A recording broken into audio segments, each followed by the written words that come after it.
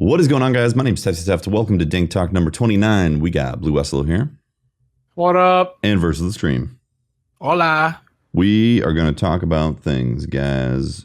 Let's jump right into it, actually, guys. Let's do it. So, Activision released a thing saying that Destiny 2 is going to have midnight rollouts across the world. So, I believe that means New Zealand gets it first. And they're going to have it first for like a good 18, 19 hours, depending on where you're at in the United States, before United States starts getting it and the associated midnight releases, essentially. Apparently, this is how Destiny 1 was. Is that correct? Yep, Destiny 1 was like that. It happens with a lot of games. I guess people are just gotten so a lot of companies are so used to now doing worldwide launches. So I guess it's just not heard of often. But I guess it makes sense because the server, they want to make sure they get people out and make sure if any issue happens, say if New Zealand has a server issue, they want to make sure that's fixed before everyone else gets on, because then it just makes their job harder, right? We can assume that. Yeah, I guess from a technical point of view, it does make sense, and from a let's make sure the whole place doesn't burn down type of thing. It doesn't make sense though from this is a online game perspective. Like if it's a single player game, yeah, that's fine. Roll out midnight launches because everybody's playing single player and so on and so forth. Destiny is an online experience that you play with your friends. A lot of people have friends across the world at this point from playing Destiny. And there is a raid that's going to get released. And supposedly that raid is going to be in the same time frame as Rise of Iron and the Taken King. We all know those were within a few days of launch. So 19 hours ahead would definitely help your raiding ability. Right? I'd say so. Yeah, you have like that 19-hour head start. Even people can take it to like a PvP argument. Like, hey, this person has better weapons than me. Like, this is unfair. Like, I can definitely see arguments to both sides for sure. Blue. It feels bad, man. It feels bad. I mean, it happened in D1. It's probably going to be even more of an advantage in D2 because we have a much better understanding of generally how the systems in the game work. Like with the first raid, it was like, okay, well, we have no idea what we're going into because we have no experience with Destiny. We have no idea what a raid could be. And then from that point forward, everyone kind of looked for things that we knew to look for that we found in Vault of Glass. So like with Crota's End, it was like, okay, I guess we're just getting to the end. We activate these things and we go to the end. We activate some cool stuff and we go across a bridge. It was we kind of knew what to look for because we had more experience. So again, I don't know what their approach is to Destiny 2 raids. It could be totally different, and we could be going into a blind raid, and we could take another 20 hours on a raid like people took in Vault of Glass, which was like what? It took like 13, 14 hours to complete the very first Vault of Glass? Yeah, the first Vault of Glass is about 13 to 15 hours. So for all we know, we could have another situation where it just takes forever because we don't know what to look for, but I have a feeling that we are a little more experienced with the design process and like what to look for in a raid, that I think that extra 19-hour head start could make a bigger difference than it did when to get geared up. Yeah, when D1 launched. So yeah, I mean, it sucks, but what are you gonna do? We'll get over it. Like during like the there's same nothing, day. We'll be like there's nothing we could do about it. Like let's be honest. We're gonna be like, oh man, it sucks to get to play. But as soon as we start playing, we're not worrying about them no more. We're just like, yo, look at this, look what I got, look what you got. Oh. Well, I mean, not for us because we're not looking to like rush through. We're not looking to like be the world's first raiders. For me personally, I'm not looking forward. I'm not looking to like prepare for that. I guess a lot of people are, and also we have no idea when the raid's even coming out. So chances are the raid's probably not even going to come out like 3 weeks till after launch. In which case, that 19-hour head start is no Blue. I just said marginal. Blue. I just said that they put out a statement. It was a while ago, but they said it's going to be within the same window as the Taken King and Rise of Iron. Which it says, which is a weird statement because it says it's between Rise of Iron and Taken King. Statement. It's the same week. That means it's coming out Friday, and I don't want that. I don't want Friday, the day, like the week the game comes out, to be raid day. I want it to be like a week or two later. I don't want it to be that same week, honestly. Yeah, it doesn't make any sense, honestly, for a brand new raid and brand new game. Like, let us just get into it. Why would you want your players to rush through the content when your whole thing about this was that there's so much and you want them to like explore? Like, exactly. We're not gonna have time to explore if we're rushing for the raid. Well, I mean, I guess I guess in that case, it's like, yeah, a 19-hour head start is significant. like it's gigantic. It's big. It's huge. But hopefully they roll that back. Hopefully, like, Agreed. our statement was worded wrong. It's not coming out that same week. Don't worry. Blah blah blah. Like three weeks would be perfect if they. Like, I agree. That would make the 19-hour head start significantly less. Yeah, it wouldn't matter if it was 3 weeks. If it's the same week, then I mean, that's gonna be. I mean, that's gonna significantly affect, especially for people who maybe wanted to go for World's First, who definitely now can't if they're one of the last people to get the rollout. Exactly. I mean, it makes it, because the 19-hour head start is 19 hours the maximum head start? Because I really haven't even looked into it. Or is that just... maximum? Like, it's New Zealand. It's based off New Zealand time zone. So is that the largest gap between the launch? Is 19 hours from the first to the last? No. I believe so. I think it's 19 hours between U.S. and... Oh, okay, yeah. Right? Or maybe West Coast or Hawaii. Yeah, I think it's West Coast and New Zealand, I think. Mm-hmm. In which case there's potentially an even longer head start. So if someone in the last rollout zone wanted to go for World First, it's like, well, at this point you're literally behind a whole day. Yeah, exactly. So it's pretty unfair. I mean, that's what I'm saying. It's an online game. I'm sure Bungie thought about it, but I'm sure they had to make difficult decisions. And probably one of the difficult decisions is, do we want to have a smooth rollout for a game, or do we want to cater to the 1% of people who are going to be going for the World First? True. Yeah. That makes 100% sense. So this is a whole nother problem that I think a lot of people, specifically streamers, have an issue with, is making content a little more respectable to the people who grind it harder. But I mean, at the end of the day, it's like I can't change anything. I'm not going to complain about it. There's nothing to change. A smooth rollout would be nice. A smooth rollout is more important to Bungie than the fairness of who gets World First. Yeah. Well, I mean, even for me, it's more important. Like, I don't want to have September 5th and September 6th come by and just be like, well, good luck playing, because the servers are just tanked. They're on fire at this point. So I'd be okay with waiting if it means a smooth rollout. Now, if they don't have a smooth rollout and they have these stepped then midnight it's launches, like, come on, man. Yeah. Now you ruined two things. Speaking of catering to the 1% and not catering to the 1%, they've also done some stuff with the PC build that is going to prevent certain programs, specifically OBS, from using game capture, other applications from doing overlays in the PC version, and basically prevent code injection into the client.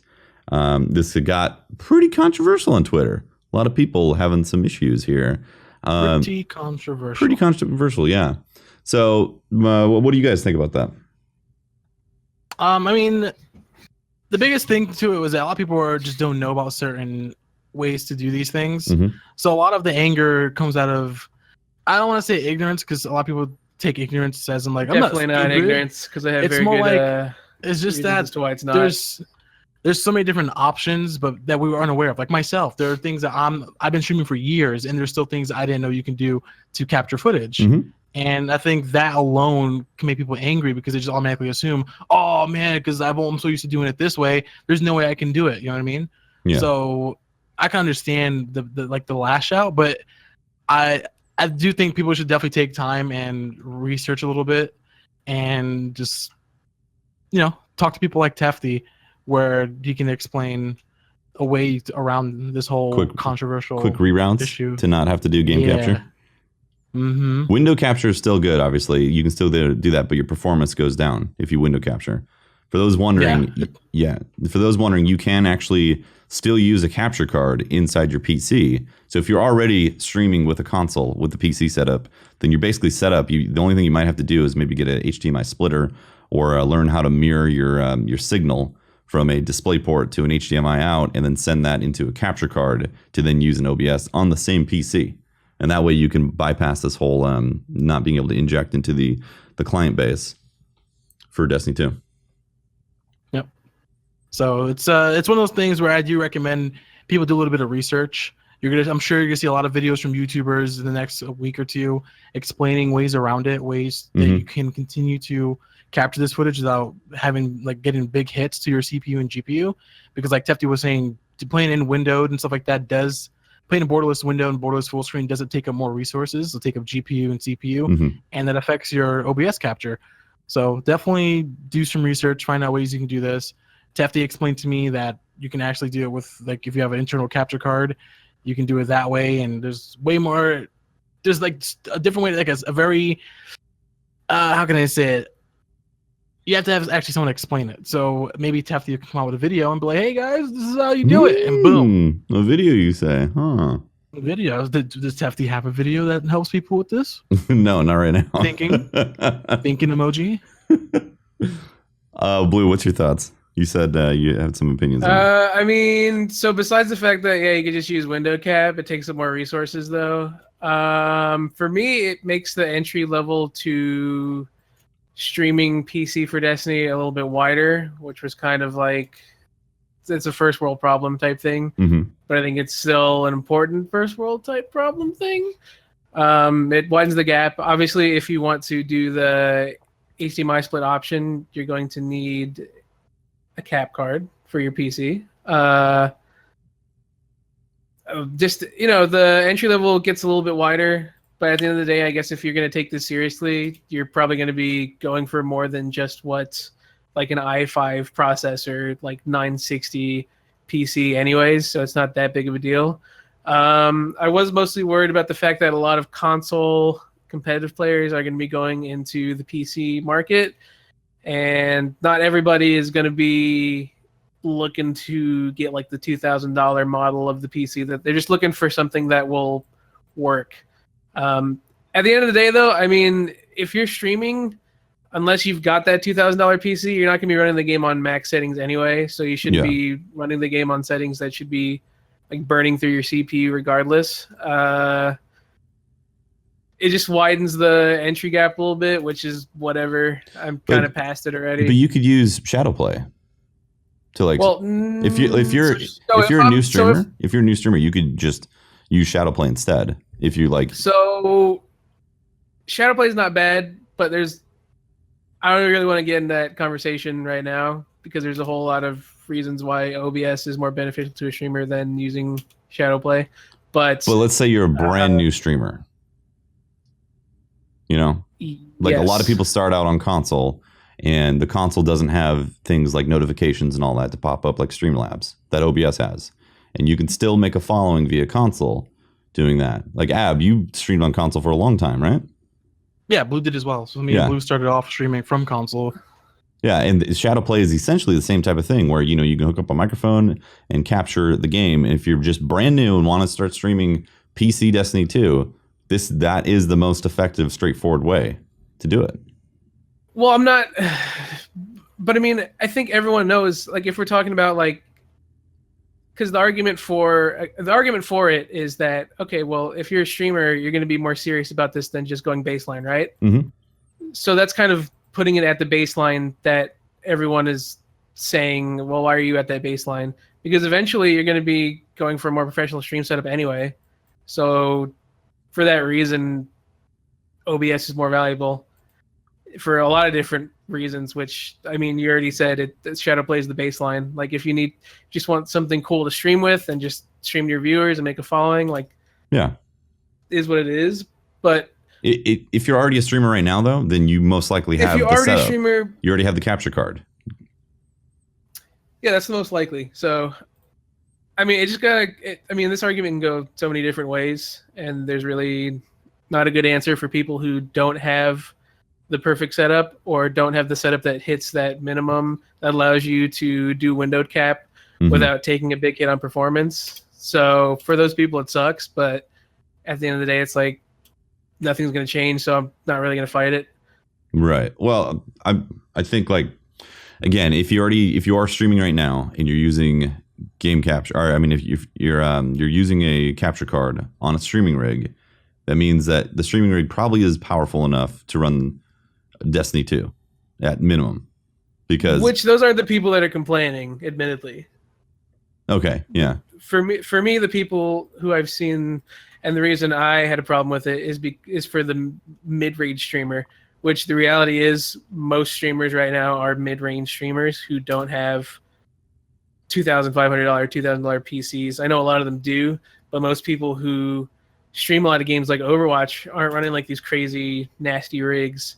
Because I mean, I'm planning on getting a new PC for Destiny 2 anyway, so this really doesn't even affect me, which is.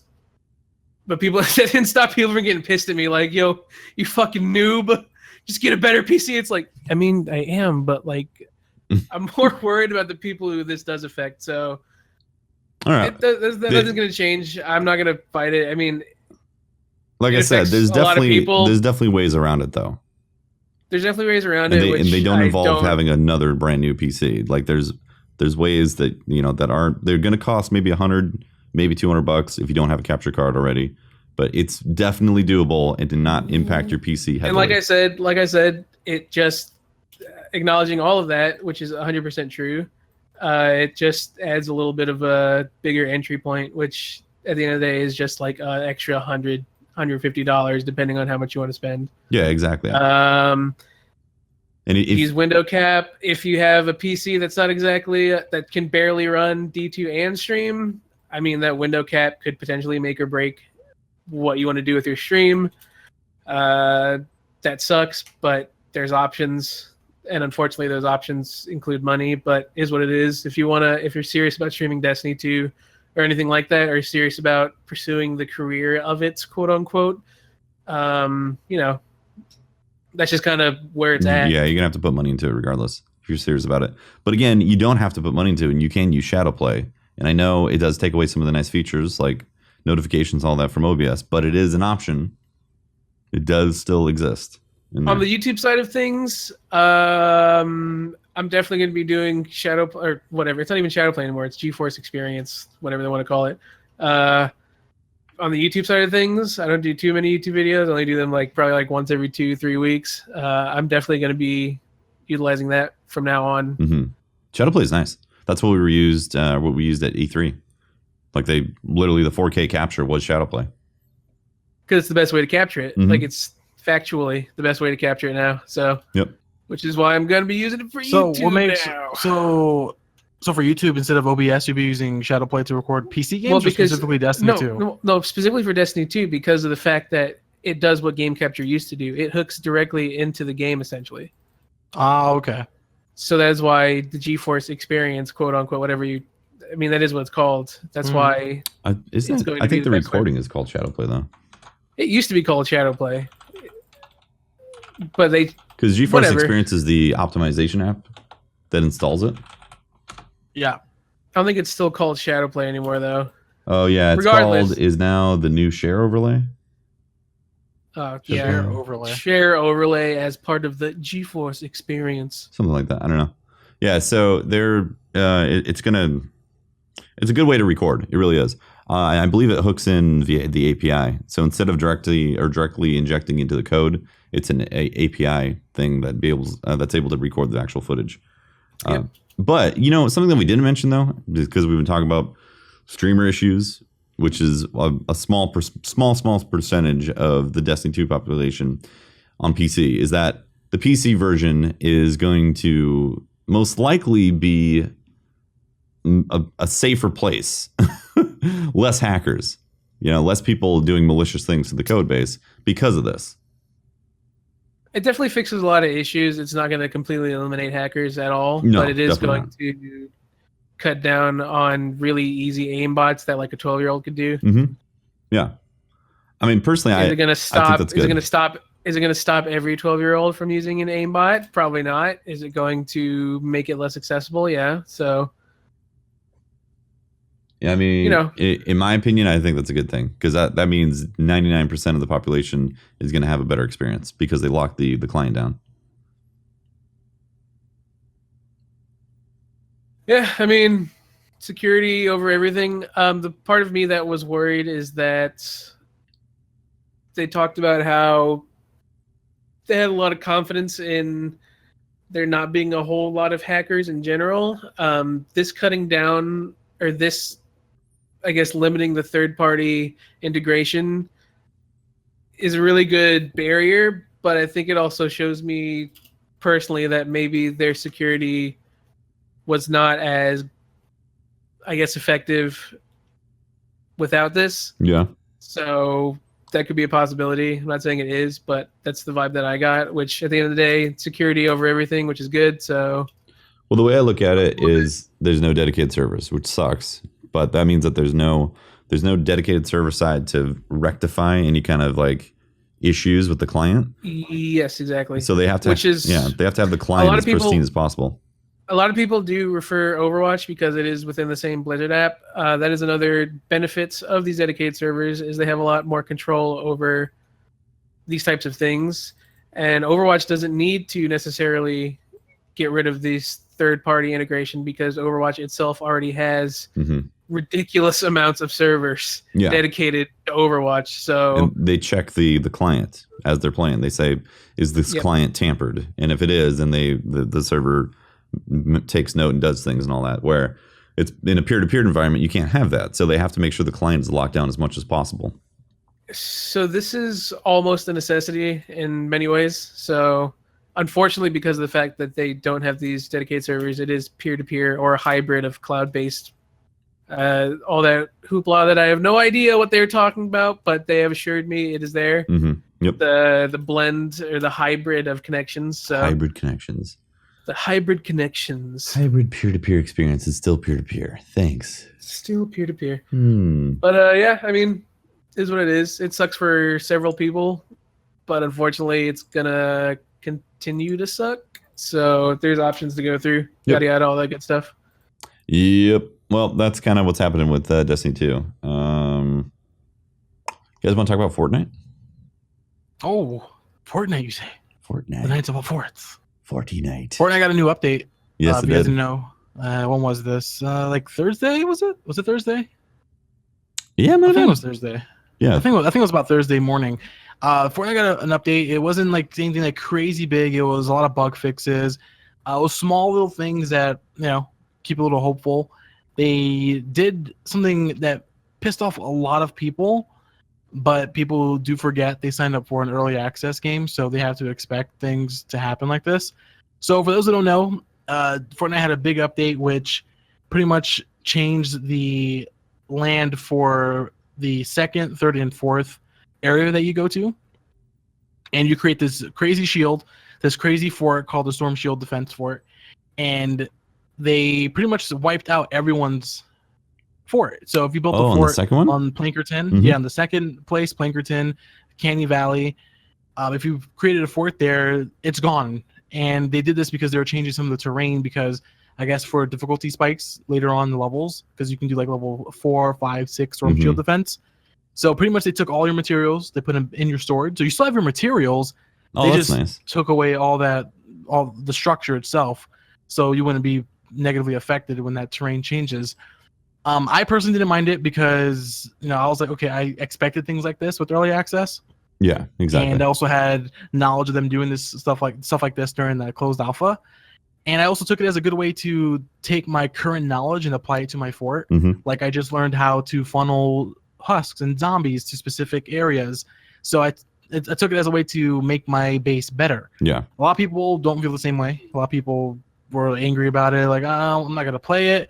But so far, a lot of people, at least the majority of people I've spoken to, they're like at the beginning, like, oh my god, like why this happened? But now they're like, oh, I'm just gonna rebuild, make things better. Yeah, and the game is fun to build. I mean, yeah, that's the whole point, right? You build and you try out new builds. Yeah. So the biggest reason I think people are mad about this isn't that the fact that they wiped it; it's the fact that they did it without telling anybody. It came up really out of nowhere. And that's why when I looked on Reddit and just Epic forums, it was like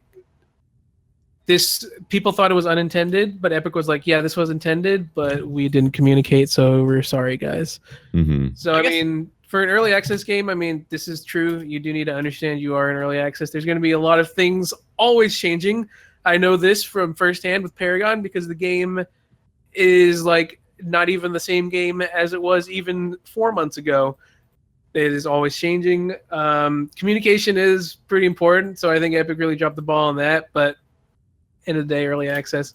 Yeah, I mean, it is early access.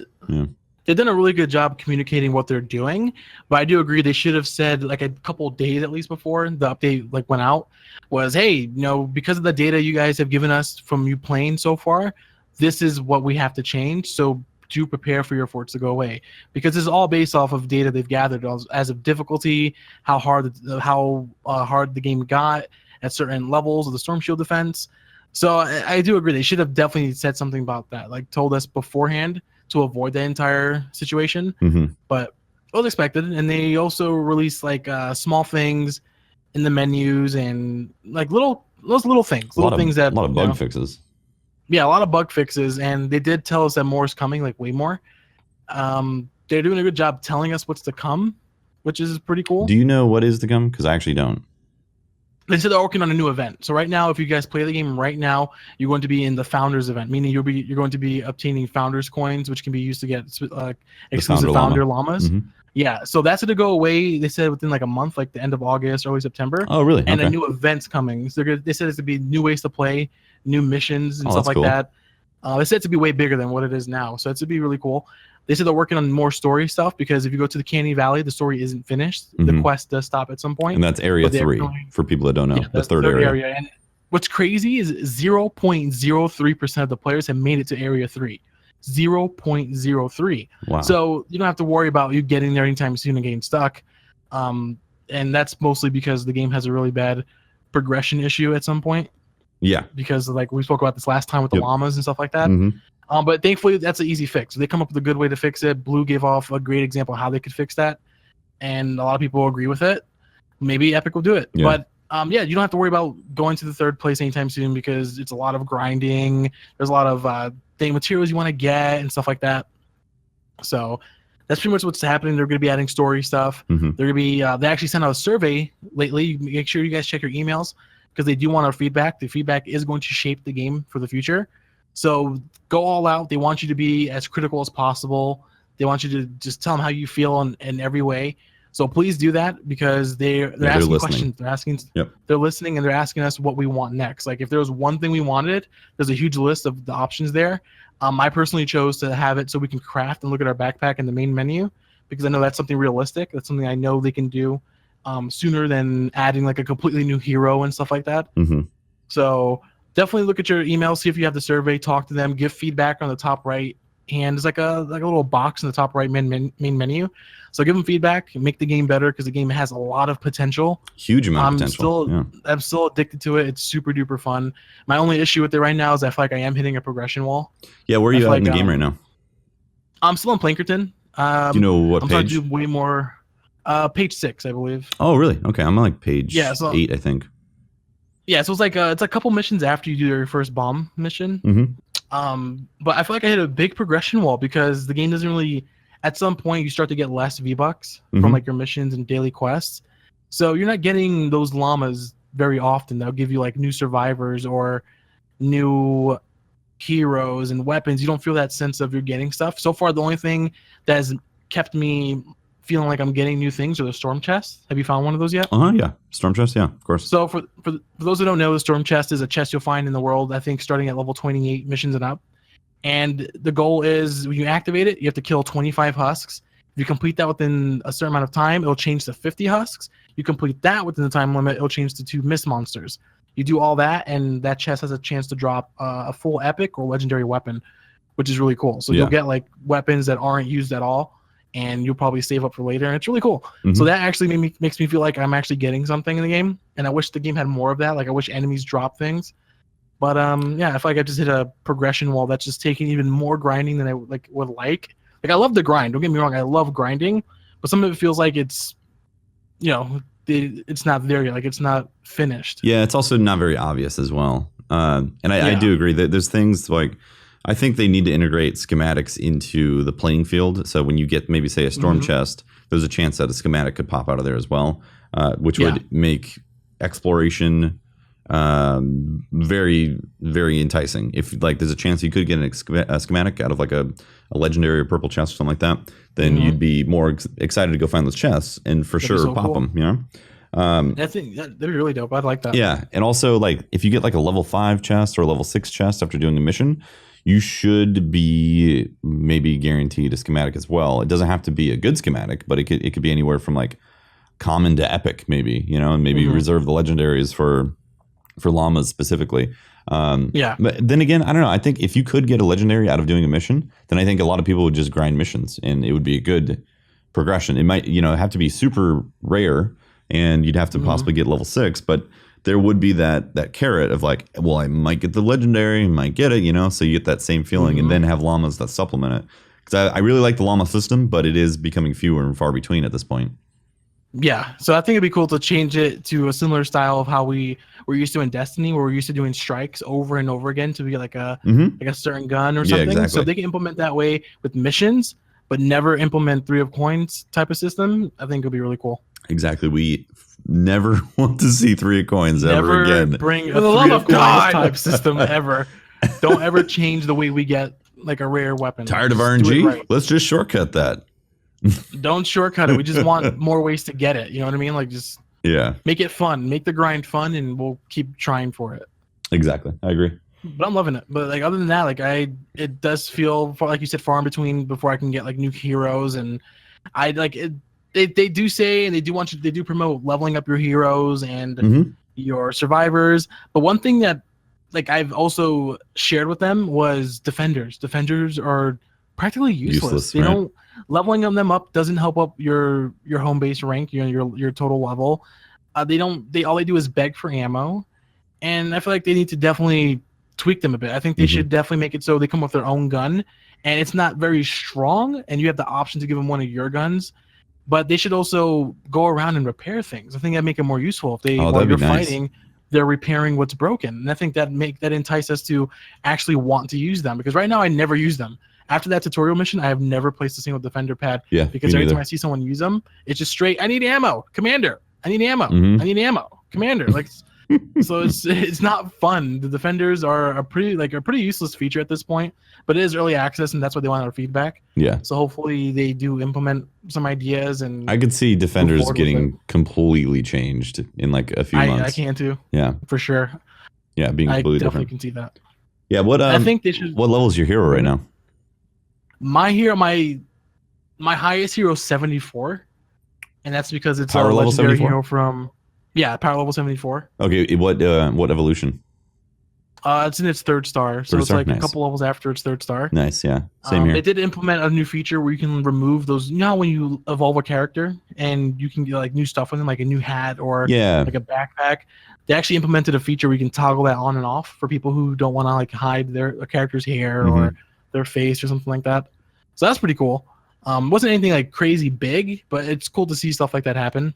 Yeah, I mean the game's been out like 2 weeks at this point. Yeah, 2 weeks. So it's pretty cool to see stuff like that. Yeah, they're actually doing stuff already, and they're very open about where they want to take the game and where we want it as well. So that's awesome.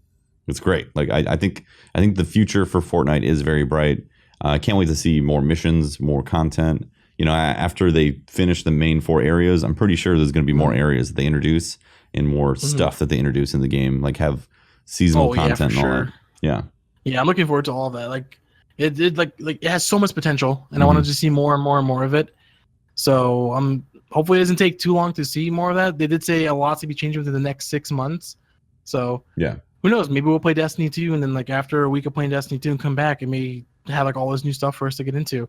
But it's definitely a game I'm not going to be dropping once Destiny 2 launches for sure. Like, I'm going to be excited to drop back into Fortnite from time to time and see what's going on.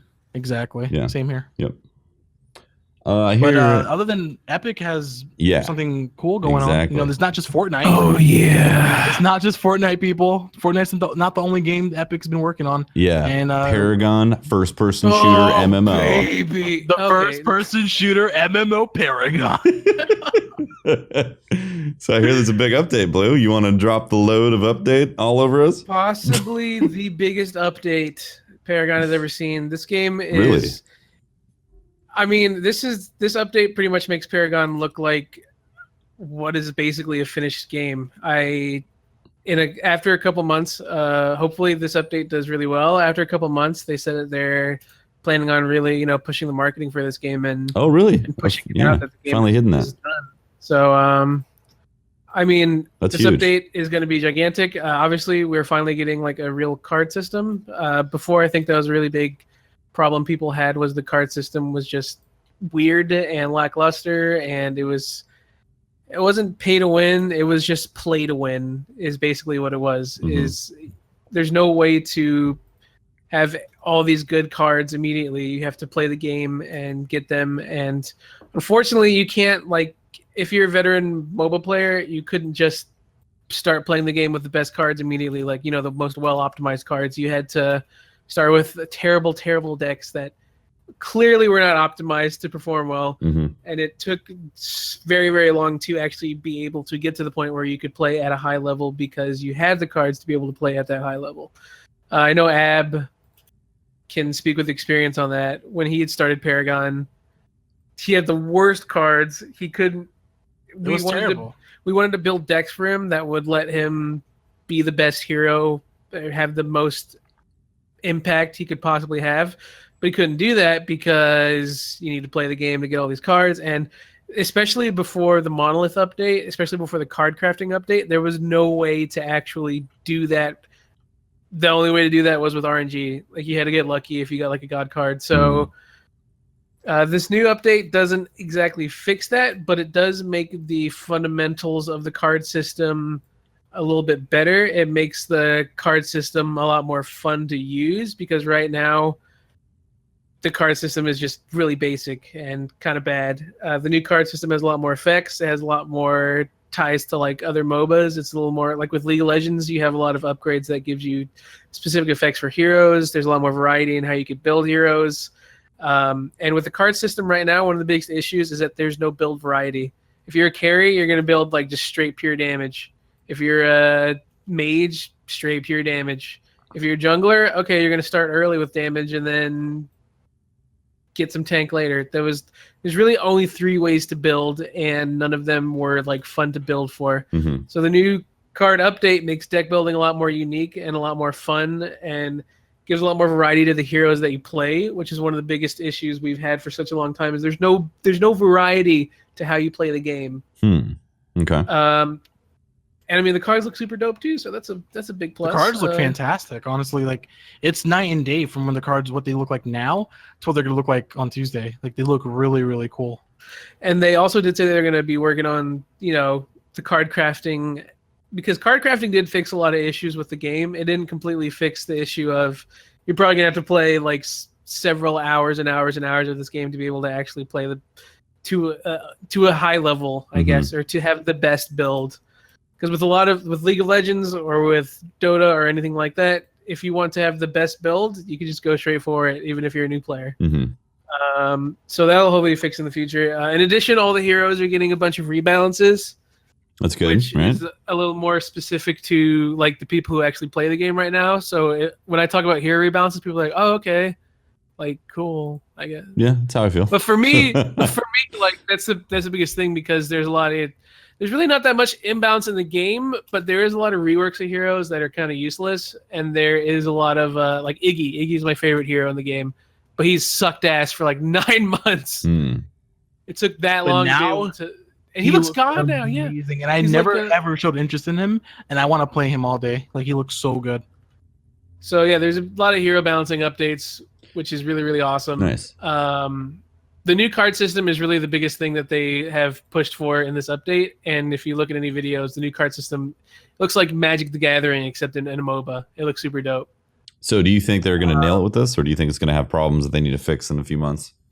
I think it's early access, and this game is going to have a ton of issues going forward, because already looking at cards, because right now you can actually build decks on like third-party sites already for heroes.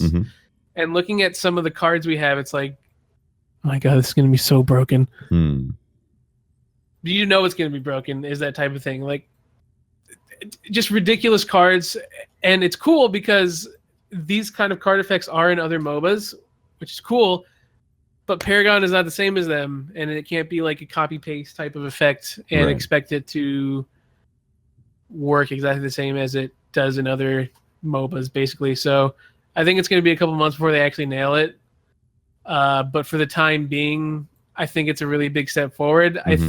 They've always wanted the card system to be something that sells the game, because the card system is pretty unique to any MOBA. So, I mean, just looking at the gameplay, if you were to look up any V42 gameplay, if you Google V42 Paragon gameplay, seeing all the new cards and seeing how you play with the new cards looks really, really cool. Besides that, I mean, this update is a gigantic update, but it really is more interesting toward like the people who already play it. Mm-hmm. And it's not going to be interesting to people who play it until later down the line when they actually start selling the game, and they're going to be like, oh, wow, Paragon looks dope. But you would never know that this is the game that you would never know this was not even representative or even close to what the game was a couple months ago. Yeah. That's kind of the point. Yeah. Is when they see their first taste of Paragon, they want to, you want to show people the very best Paragon has. Of course, if you're going to sell it to, a wider audience. So, I mean, it's a really big update. If you're new to Paragon, or if Paragon has interested you at all, I would definitely check it out come Tuesday, because that's when the update comes out. There's a whole new card system. Everyone's going to be a noob for a long time because it is a totally different game come Tuesday. Cool. And are they adding a new map at all? They're not adding a new map, but they are finalizing the artwork for the current map to be a lot prettier. That's good. And the game already looks good. The game already looks great, but it's going to look extra, extra, extra pretty. I think in... This is the next update, the one after this one. It was no, V42.1, right? No, they said V43 is when they were going to do it, I think. So that's probably not going to be until September? What's after August? September, right? Yeah, September. Yeah. So Destiny 2 comes out September. Come on. Which still isn't bad. That's like just a month, and we get it's not bad. Like the finalized map. So it's exciting still. But yeah, I mean, now's the time to get into Paragon. There's so many cool characters. The card system is finally going to be something that resembles an actual MOBA. So this is going to be a game that finally, I think, caters to people who are new to MOBAs in addition to people who already have experience with MOBAs. That's good. So I'm really, really excited to see what they do with it. Destiny 2 is a month away, so if you want to dive into a new game, could be Paragon. Could be Paragon. I would highly recommend it. Even right now, I'd recommend it because, I mean, Paragon is a dope game. There's still lots to learn that you can still take to the new update. Just because the card system is going away doesn't mean like the general way to play is going away. So you're still going to have to do those same things just differently with the new card system. So if you want to jump in now, it's still good. Cool. I would jump in now. Tefty!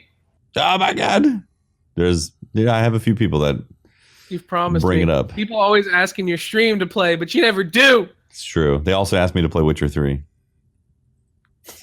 Hey, that was one of your goals. And you haven't even done that yet. You have to do that, don't you? No, we didn't hit that goal. Oh, never mind. Lol, lol, lol. Lol, lol, lol. Guess what you're doing? Troll. Tefty, please. You troll. Yeah, that's that. Witcher 3 has been silenced. Silence. Man, feels Witcher 3, man.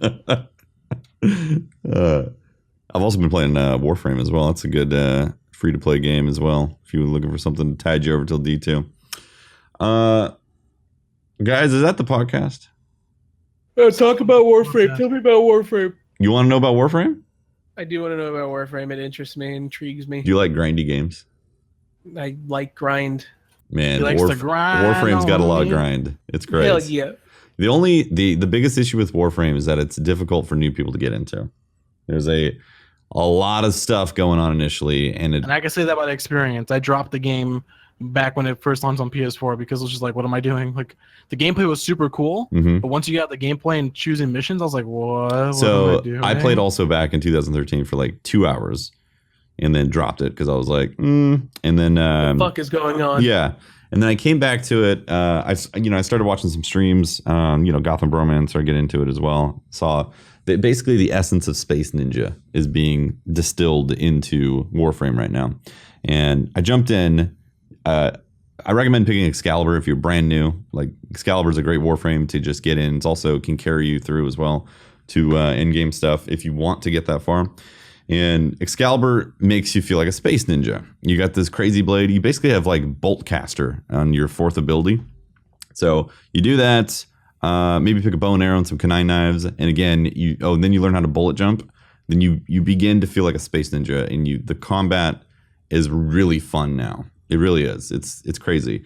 The issue is that progressing through it and understanding what you do next is difficult still. And I've had a lot of people in stream helping me to get to that point of understanding what do I do next? How do I find mods? How do I find, how do I even build another Warframe? Like, how do you get into the Warframe? It's not very obvious at all. In fact, you have to go and buy stuff from the market, and you think market, you're like, oh, does that mean I have to pay money now? Actually, no. Most of the things that you can buy from the market, actually, you can buy with credits. It's just they first show platinum, which is the in-game currency that you can purchase for real money. But you can then instead buy it with credits, which is the game currency, I should say, that you earn from just playing the game. So that's confusing for a lot of people, but it's not confusing once you understand it. Also, the way you get missions is in the codex, and for most people that play video games, the codex is like the last thing you look at after you've completed the entire game and want to research things that are lore-wise in the codex, right? Like, is that what codex means to you guys? I guess, like, I think I've no clue. Yeah, like when you see a codex in your game, you're like, oh, cool, a codex, so I can read. We're talking about this game, and I'm scared already. You see a codex, you're like, oh, cool, that's the place where you go learn about the lore. I'm going to ignore that right now while I play the game. Well, that's in fact the wrong thing to do. The codex is where you get your missions. It's also where you can research weapons and where they drop and what relics and also they drop out of. So that's a little confusing in how they name that stuff as well. The thing is, once you get into all the systems and understand how the game works and start moving like a space ninja, it's incredibly addicting. It's awesome. There's always something to do. There's always progression to be made. And the master rank system is really cool too, because every weapon that's out there, you basically want to collect. Or every warframe, every weapon, every melee weapon, all that stuff is worth collecting because it levels up your master rank so you can unlock better things at higher tier master ranks. And it also has nightfalls as well, daily nightfalls, which is interesting. You can get these things. Daily? Yeah, these daily nightfalls. That one. Yeah, which you get these Riven mods from, which are really interesting. I just recently unlocked that from the War Within quest. So that's been really cool. Yeah, the game is awesome. It's free to play. A lot of people also think that it's pay to win, and it is completely not pay to win whatsoever. It's pay to speed things up. It's pay to take away the grind. And these games are fun because the grind exists. So why take away the grind, right? Mm-hmm. Yeah. Yeah. So anyways, if you want to be a space ninja, Warframe. That's not how you spell Witcher 3. I know, right? Crazy. Anyways. Oh my god. So yeah, I've been playing Warframe, enjoying it quite a bit. I've played, it says on my account, I've logged in 20 days. You haven't even been playing it for like, you know, for years and years. No, exactly. Years and years and years. I'm master rank 7 already, which is not bad. All right, buddy. Yeah, we get it. You vape. Anyways, guys, is that the podcast? That's the podcast. Unless you want to talk about Witcher 3. Well, we could save that for next episode. Okay. Let's do that. You want to? Witcher 3 podcast? Yeah. Witcher 3 podcast. Okay, awesome. All right, I am Tefty Teft. You can talk to me at Teft on Twitter. You can catch my streams, twitch.tv/TeftyTeft. All that action. Yup. And I am VersusTheStream. You guys can talk to me on Twitter at VersusTheStream. Catch my daily Twitch streams at twitch.tv/VersusTheStream. And check out my YouTube content at youtube.com/VersusTheInternet. My name is BlueWestlo. My name is BlueWestlo. And again, my name is BlueWestlo. What was your name again? Catch me on youtube.com/BlueWestlo, twitch.tv/BlueWestlo, and Twitter at BlueWestlo. So choose. That's not how you say The Witcher 3. Yeah, that's. I could have swore it was Witcher 3. That's a really weird way to spell Lord of Wolves review. Come on, B. All right, we'll see you next week, guys. Bye. See ya.